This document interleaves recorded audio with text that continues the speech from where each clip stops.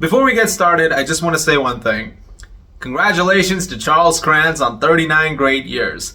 Thanks, Chuck.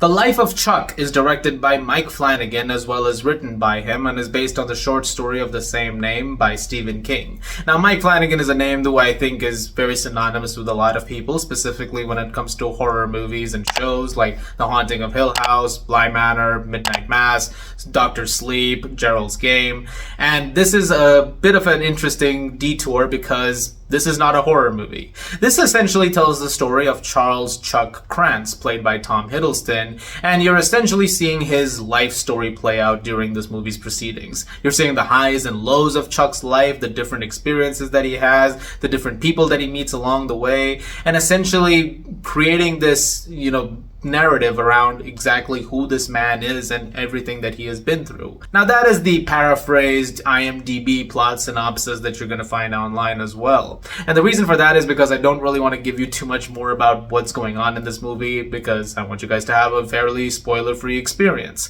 which is something that in fact parallels what I usually do with Mike Flanagan projects, which is I just don't even watch the trailers anymore. I don't even try to look at a frame from the movie. I just want to see the entire thing when it eventually releases. And having seen The Life of Chuck and just walked out of it, I think this is once again a really great project from Mike Flanagan. Albeit, like I said, a very different one. But it has common themes that it addresses from his previous projects, mostly when it comes to looking at what life is.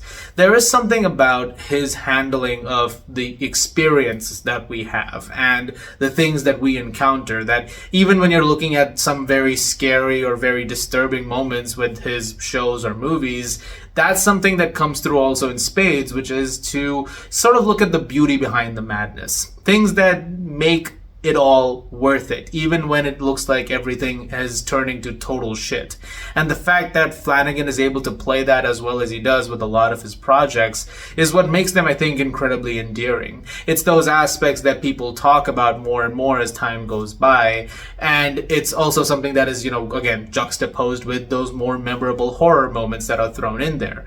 And I think with The Life of Chuck, to have a movie that is essentially just a celebration of everything, even when it feels murky at times, I think it's just something that, again, he knows how to handle, and I think he handles it really well. And yet every now and then it's just a nice reminder to have something to just sort of, put you back on that path where it's like, even as bad as things may seem, there's always another sunrise that'll be on the horizon.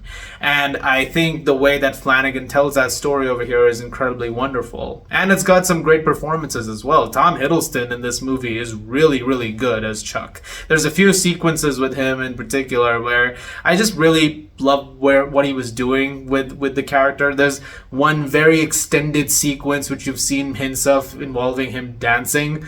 Really, really great. I actually think everybody did a great job. There's a huge ensemble cast over here, from Ueda Ejiofor to Karen Gillan to Mark Hamill, and I think everybody was really, really good over here. It's also beautifully shot. The cinematography in this is absolutely gorgeous. Some of it is, in fact, among Flanagan's more visually great moments, I think. And this is a man who has created a lot of very visually sound stuff across his years of, his career. But there are some moments over here that I think he did a really, cool job with showcasing some of it. There's also a really great score over here from the Newton brothers, who have become his go-to composers pretty much. I think they've composed pretty much everything that he's made over the last several years, and once again they do a really great job over here. And there's other musical tracks, of course, sprinkled in with the soundtrack choices. They all create this wonderful soundscape that is sprinkled throughout the movie. And I'm not gonna lie to you, there are moments where it definitely got me. There were things, emotionally speaking, where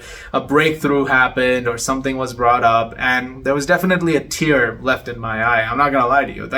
There are moments which definitely moved me. But I am very curious to hear what more and more people will think once it does eventually hit a much wider release. I will say that there are a couple of times where I feel like it could have been a little more subtle with what it was doing, because it does kind of have these moments with characters and some exchanges that happen where it feels like, it's one of those, if you weren't sure what the movie was about so far, here's a character who's going to spell it out for you again, and here's another character who will spell it out in a very different way later on, in case you were not clear. It's one of those things where I think it could have been a little lesser with some of that, because it makes some dialogue exchanges a little awkward at times too. Like there's a character at one point who was talking on a street, and there's a conversation that's going on, and the sort of the lead into that conversation and how it's happening, it's a very stilted introduction to that sequence, where I thought wait, you wouldn't say that. Like a normal person wouldn't just be like, hi, and then proceed with what they say. It's one of those things. And I will say, when things are approaching the culminating final act, and certain aspects are brought up, some things I think could have had a little more time to sort of to grow, and to have a little more time to really develop when it came to what the movie was going for. That's a minute one though, because at the end of the day, what it is going for, it does nail pretty much by the end. It's really just a couple of moments of dialogue and few things, exchanges, which I think could have been a little stronger. But overall, I quite love The Life of Chuck. I think it is a really wonderfully made movie, and I think it continues Mike Flanagan's streak. I think he's a fantastic storyteller, and I can't wait to see what he does next. I know he's working on a Carrie adaptation. He's working on an Exorcist movie. He's also working on The Dark Tower. I'm so excited for what those are going to be like whenever they do come out. And I'm going to give The Life of Chuck a 9 out of 10.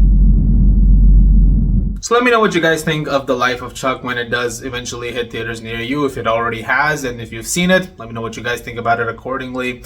Guys, thank you very much as always for watching. Look forward to more videos very, very soon. And as always, if you like this, please do subscribe. And once again, thanks, Chuck.